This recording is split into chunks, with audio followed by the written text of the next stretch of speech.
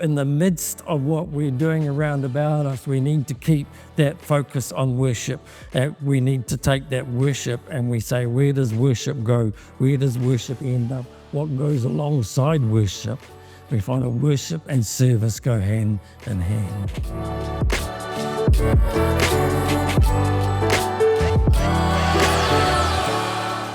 This morning I just wanted to do a little bit of a recap. A revision. It's not a revision as in learning everything again, because you don't need to cram for an exam. There's no test at the end of the year where you get a pass mark. But I just want to be able to share some things and share some things where I see us going over Christmas and into the new year.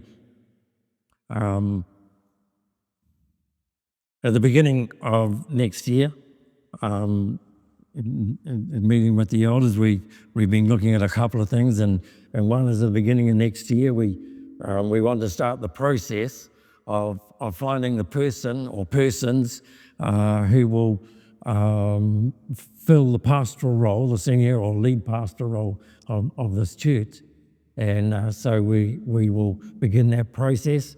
And I'm not sure how long it will take, but it is something that some of you will be able to participate in the process and to be able to share with the congregation as we go along. So it's a bit of a challenge and a time-consuming process, but it's one that we can anticipate that God is there with us and will to lead us and direct us and guide us towards the right appointment.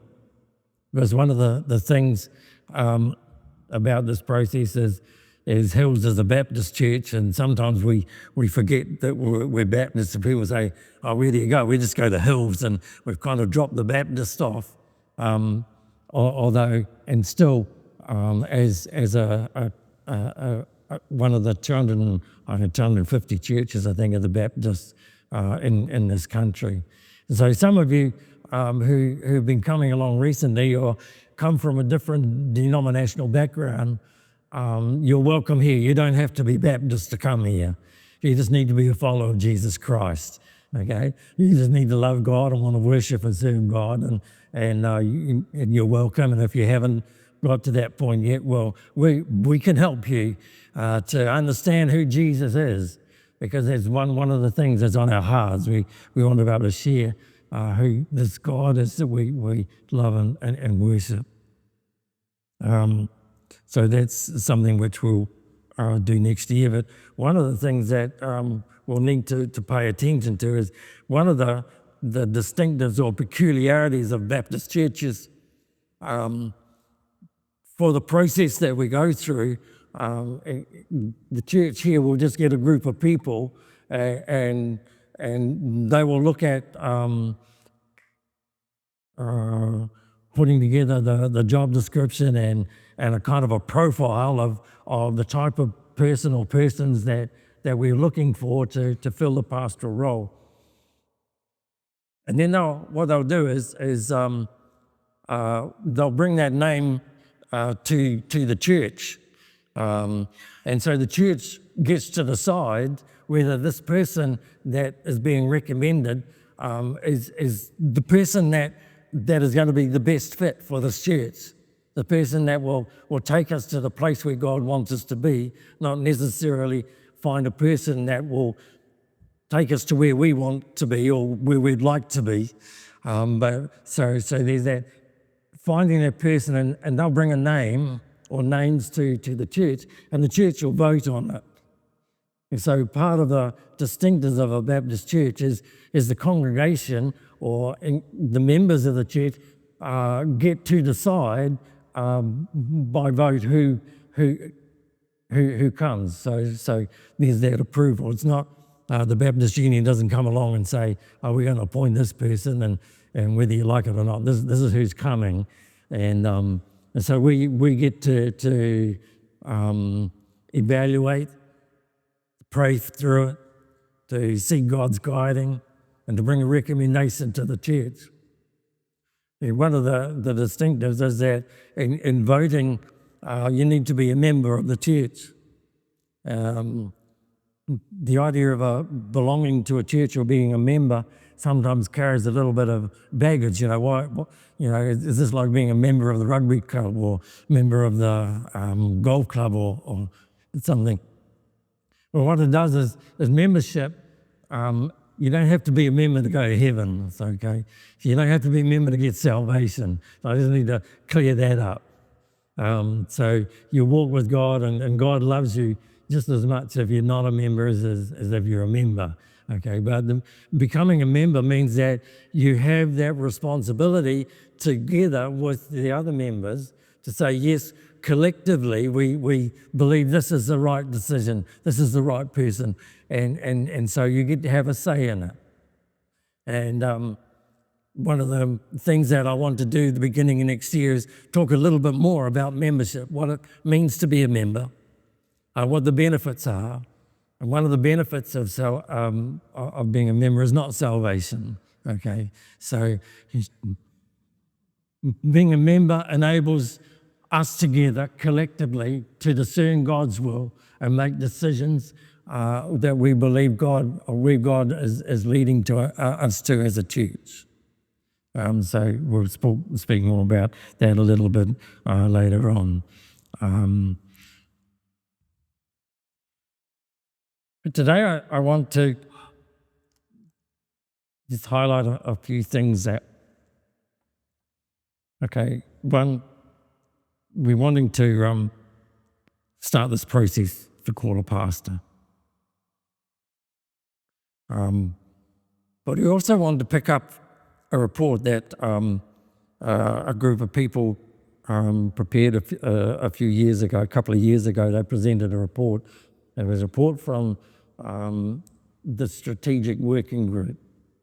And they had a look at some of the property and some of the things that we have and trying to decide what to do with our properties and how we can navigate some of the issues that we've got with the buildings and stuff into the future.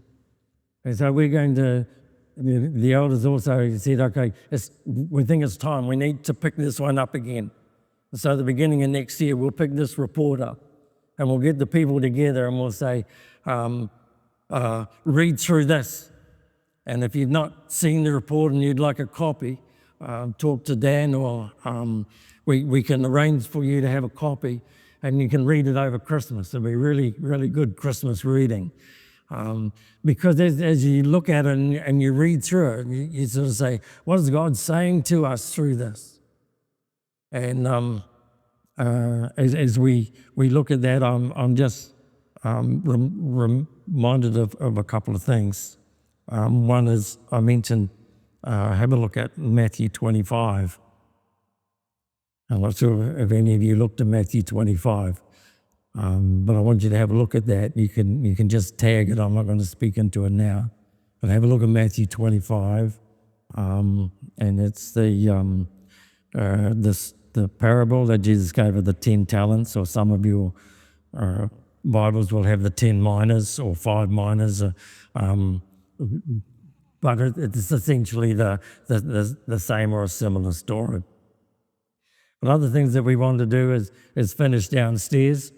If you go down there, you'll notice that the carpet now is being covered, ready for the work to commence, just to protect the carpet. So that is on the way. I understand that the scaffolding is going to come up the end of the building there, and they'll start painting the windows.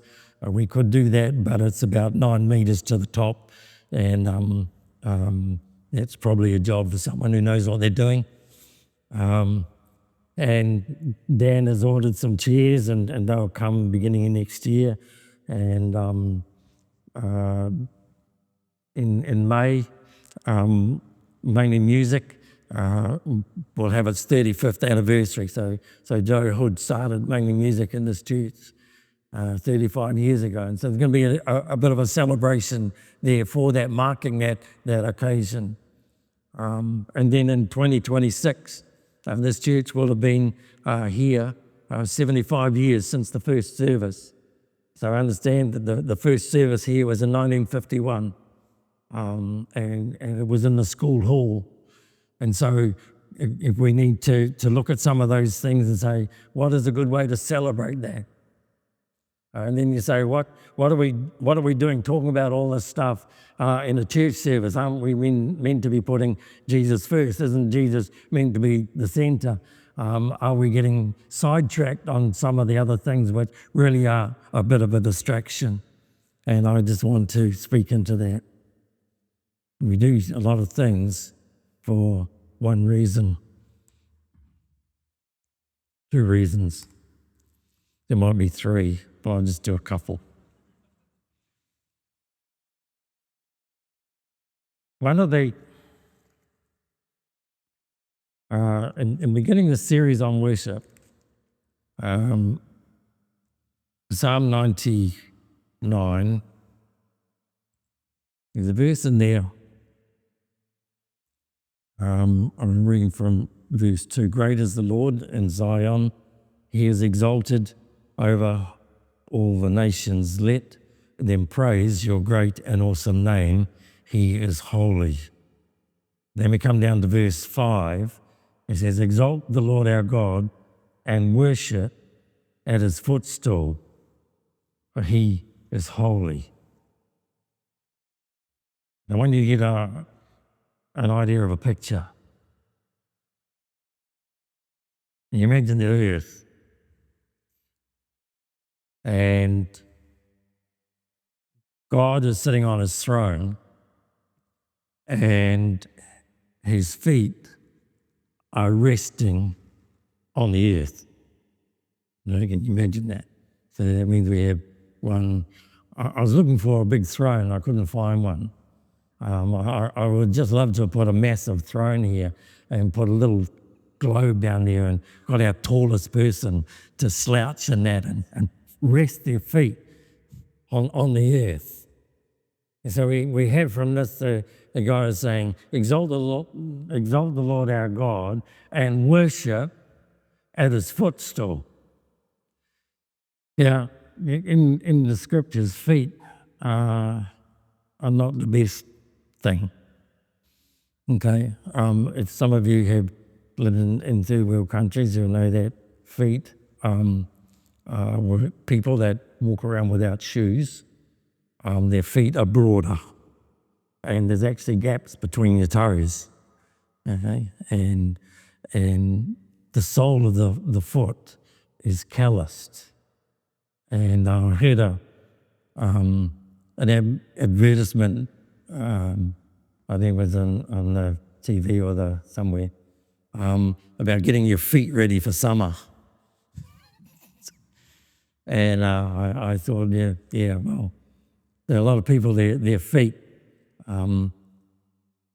look quite different, but the concept of feet is something that we really don't want to be near people's feet. And in particular in biblical times, when you're walking everywhere where feet are in the dirt, there's no socks, and you have leather sandals and they sweat, and there's dirt and there's dust. And so one of the customs is that when you come into someone else's place, you wash your feet. And so here we have this concept of in the culture, feet are unhealthy, feet are dirty, and it's one part of the body that you don't want to get near. And yet we find a lot of examples in the New Testament where people intentionally did that. In Mark chapter 5, one of the rulers of the synagogue, Jairus, came to Jesus and fell at his feet. In Luke chapter 7, the woman came, was mentioned last week. The woman came and stood behind Jesus, behind his feet, and weeping, she wet his feet and anointed his feet. And in Luke chapter 8, we have the instance where a woman has had a bleed for many years, and she's ostracized, and she's an outcast. And what she does is she comes and she falls at Jesus' feet. And when Jesus went over to across the other side of the lake, and he met the demon-possessed person in the graveyard. And this man came, when he saw Jesus, this man came and threw himself at his feet, and the demons inside the man said, what do you want with me? And so not only people fall at Jesus' feet, but here in the spiritual realm, the demonic came and they fell at Jesus' feet. In Acts chapter 10, we have the account of Cornelius. Cornelius comes, and Peter works a couple of miracles, and Cornelius falls at Peter's feet. And Peter says, don't fall at my feet. Stand up, because I'm a man. I'm a man like you. I'm a person like you. And so here we have this image of falling at Jesus' feet is a position, or it's a posture of humility. It's a posture of worship. It's a posture of elevating the person who you've fallen at the feet at. And so through the ministry of Jesus, when he meets some of these people or encounters with people, the natural response for them is to fall at his feet.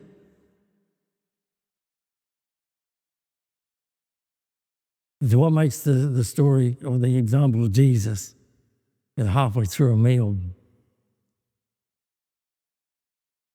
Jesus gets up and takes his shirt off. He picks up a basin. He picks up a cloth. And he washes the disciples' feet.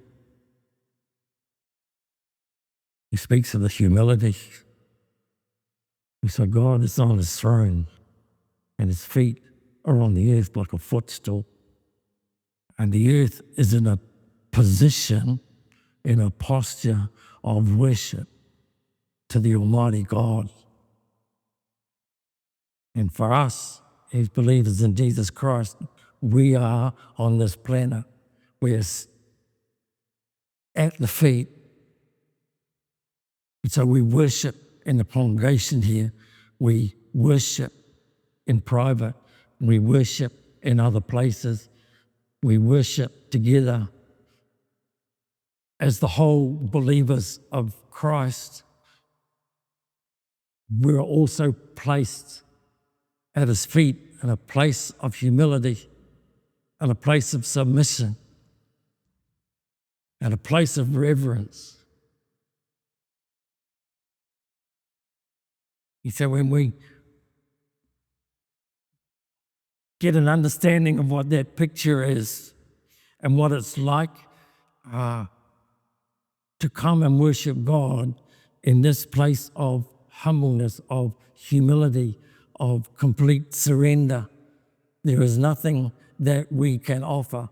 There is no words that we can say, but we are in this place and in this position, and we're recognizing the greatness of God and just falling at his feet and being at his feet.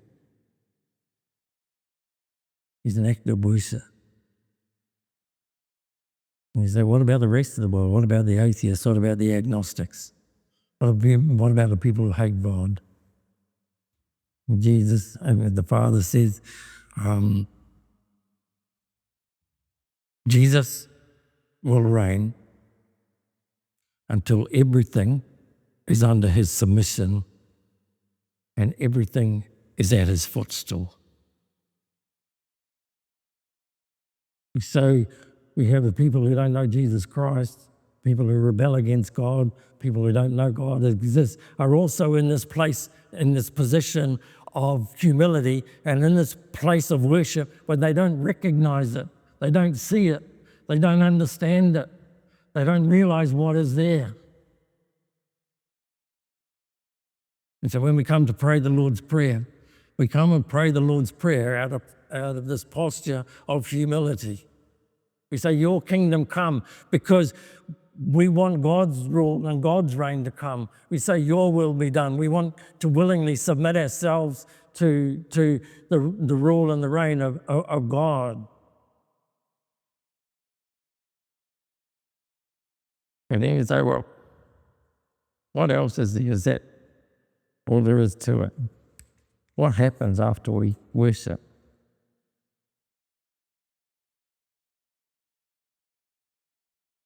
Worship, the final thing. And here I want to introduce something that I want to speak out into a lot more next year. One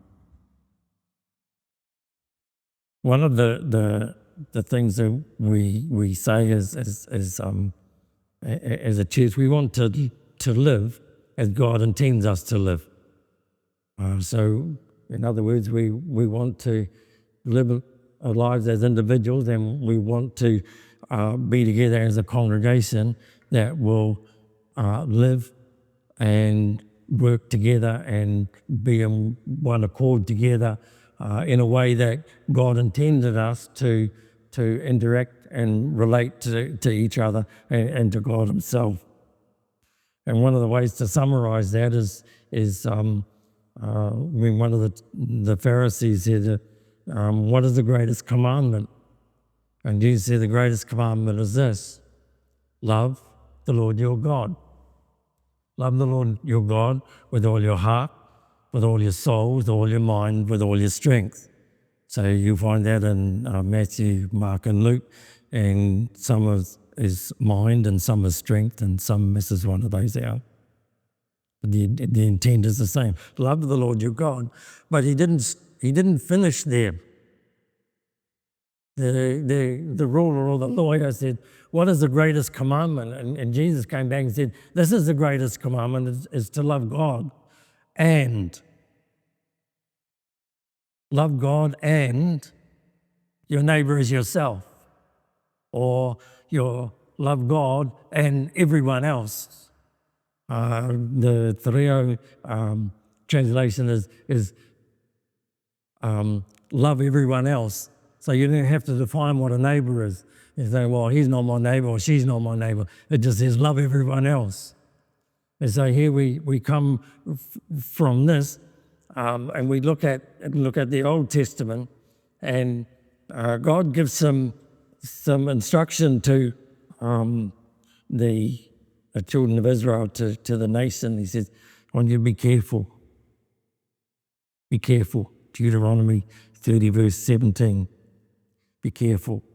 Be careful if your heart turns away or your heart is drawn away to worship other gods and to serve them. So there's two things here. Love the Lord your God with all your heart. Deuteronomy 30. If your heart turns away or if your heart is drawn away to worship and serve. So there's two things there. Jesus said, love the Lord your God with all your heart, with all your soul. Deuteronomy 11:16 says this: be careful, watch out, take care, lest you be enticed, lest you be drawn away, enticed, deceived, misled, to worship other gods and to serve them. And so again, we have worship and services linked together. Jesus said, love the Lord your God with all your heart, with all your soul, with all your mind. And in Deuteronomy 8:19 it says, if you forget the Lord your God, if you forget who he is, if you don't understand fully who he is, if your mind goes on to other things, if you are distracted and discouraged, if you forget the Lord your God and go after other gods and serve them. Again, worship and service go together. When Jesus was tempted in the desert just after he was baptized, Jesus went into the desert, and one of the temptations was, Jesus, if you will fall down and worship me, I will give you I will give you power, and I will give you authority. These were the very things that Jesus came to earth to get. Jesus came to bring back the authority of Satan and the power of Satan, and to restore that back to God. And so Satan's giving him a shortcut. And Satan said to Jesus, if you bow down, I will give you these things. If you bow down and worship me, I will give you this. And Jesus said, worship the Lord your God and serve him only. So these two things are tied together. And here I want to suggest, I'm not going to give a lot of detail or a lot of justification for how this comes, because I want to unpack it a little bit more later on next year. I want to pick up the theme of worship. What is worship and service? How do these two things go together? How do they relate? What does it look like?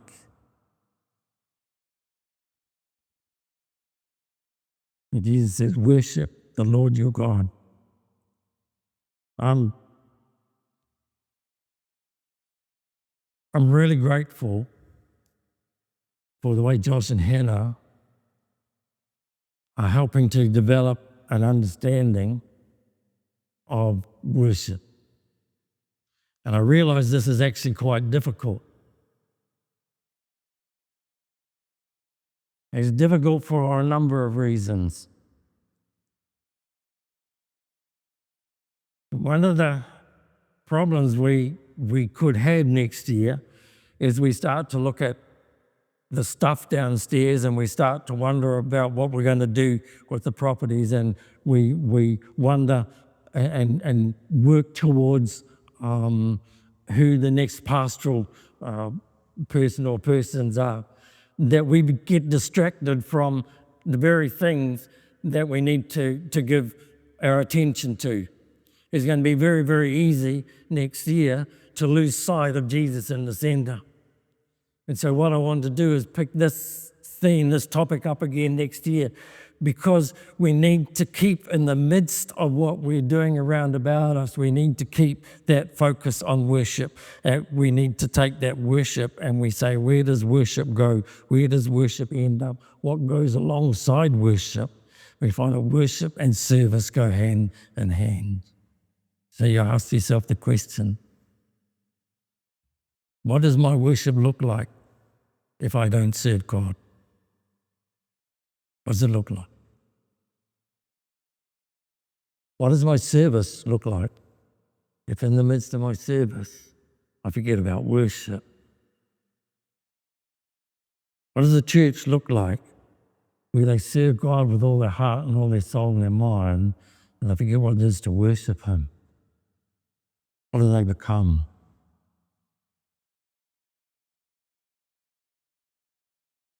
And the other passage I want to pick up on is Matthew 13:44 to 46. Jesus gave some parables about the kingdom of heaven.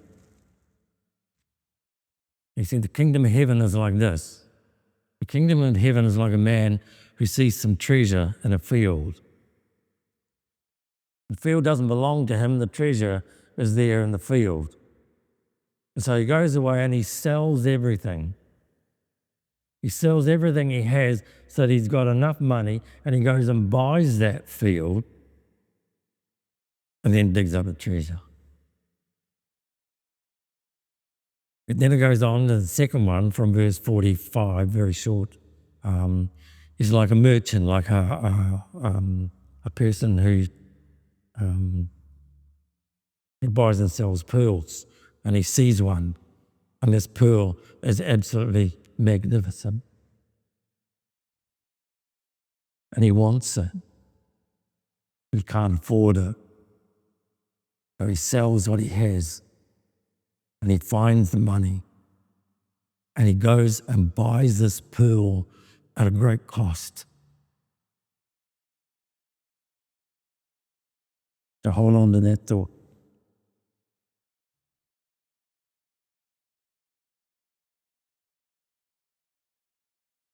In 2 Corinthians,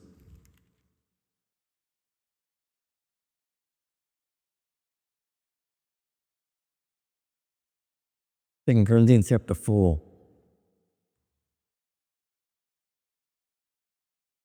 and starting at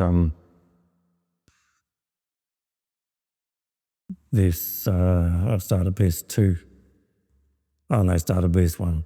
Therefore, since through God's mercy we have this ministry, we do not lose heart. Rather, we have renounced secret and shameful ways. We do not use deception, nor do we distort the word of God. On the contrary, by setting forth the truth plainly, we commend ourselves to every man's conscience in the sight of God.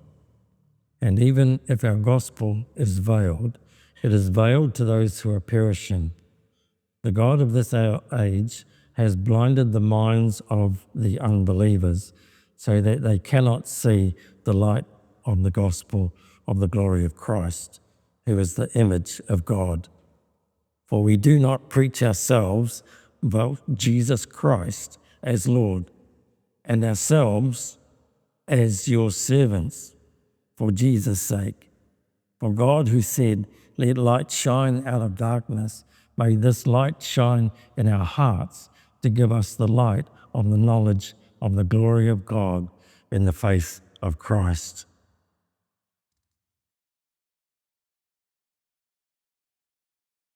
We have this treasure.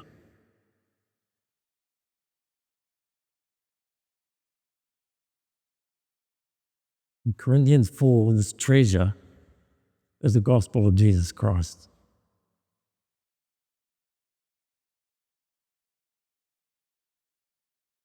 A treasure is something which is worth an enormous amount. And so as we go into next year, and as we go over the Christmas and into next year, I want us to look at what this treasure is that we have.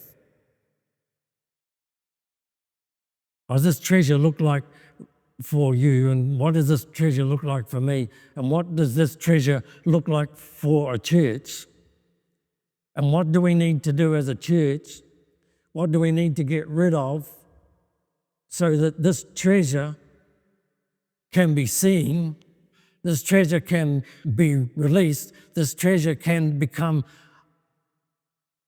something which its worth and its value is truly appreciated by us. And we take that treasure and we use that treasure in the way that that treasure is going to do things for the kingdom of God. So in other words, we have a treasure within us. We have something of immense worth and immense value. We can't keep it to ourselves. And sometimes that treasure is going to come at a cost. It's not cheap. They're coming at a great cost. Are we prepared to pay what we need to pay so that we can have this treasure? We can have the fullness of the gospel of Christ. We can have the fullness of Christ in us. The fullness of the Spirit of God in us. We have the fullness of the gifts of God in us. We have the fullness of the fruit of the Spirit. We have the fullness of Christ dwelling in us. And that fullness of Christ leads us into worship. And that worship has got to go somewhere. You can't contain worship. Worship has to be expressed. That's why Jesus puts worship and service together. The trouble is we don't like service, and I want to speak into that a lot more, because here you are, just imagine the person at the bus stop. You say, you got a couple minutes before your bus comes, I want to tell you about Jesus.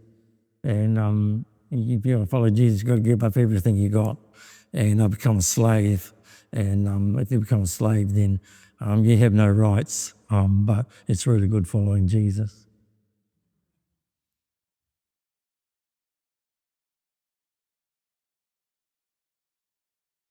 Being a servant and serving God is a hard thing to talk about. So I don't want us to lose the focus on worship. We cannot lose that focus. We cannot stop learning about what it is to worship God. We cannot stop learning what it is to express and verbalize our devotion to Jesus. We can't stop doing that. Alongside that is another thing which is difficult.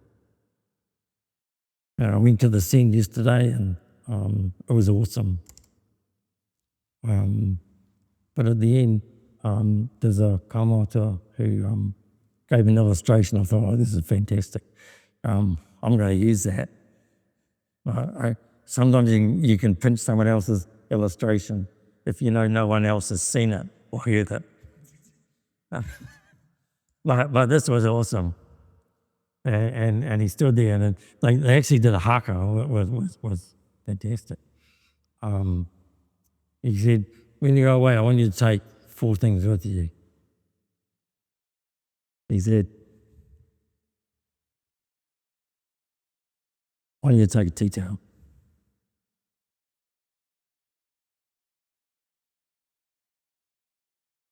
Why don't you take a tea towel? And then he said, I want you to take a potato peeler, but I haven't got a potato peeler. I got Dan's overalls. They would take the outer garments off because it's dirty work cleaning feet. And when you take some clothes you can work in, prepare yourself for the mahi. And when you take a broom,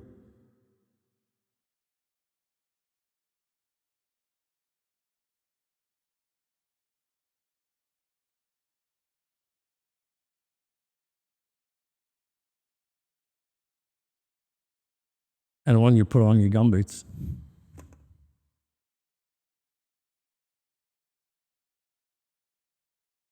Because these things are symbols of a servant. They're symbols of serving. They're symbols of worship.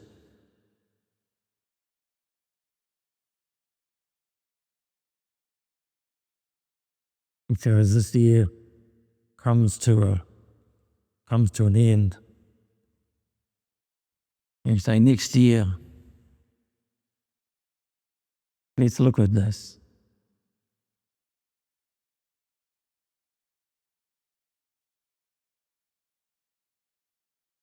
I say, love the Lord your God with all your heart, all your mind, all your soul, all your strength. Worship and serve.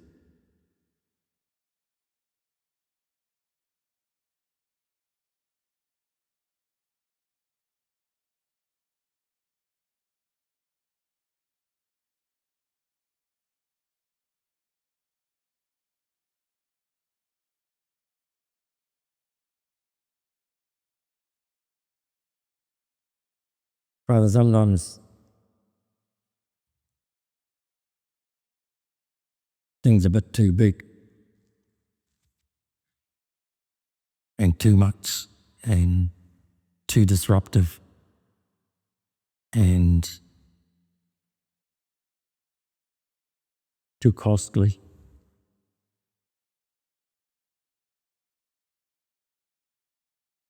You say, Father, I just ask that as we consider what your word is saying,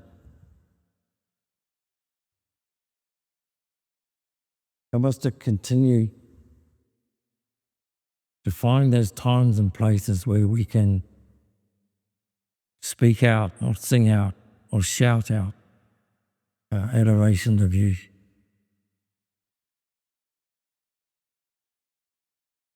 We do that with the attitude of a servant.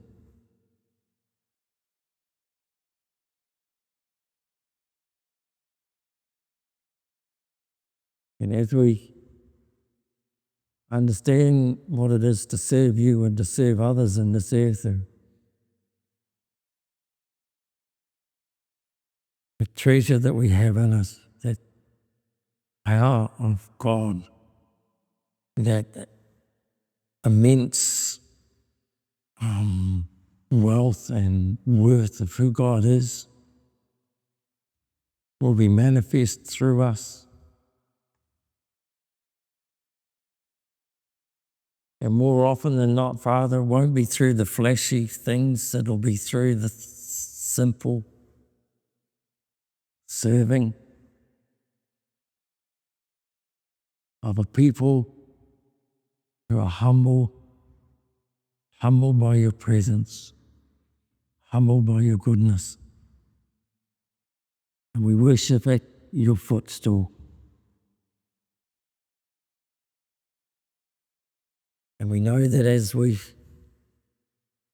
obey your words and as we live a life that you and how you intended us to live, it will bring honor and glory to you.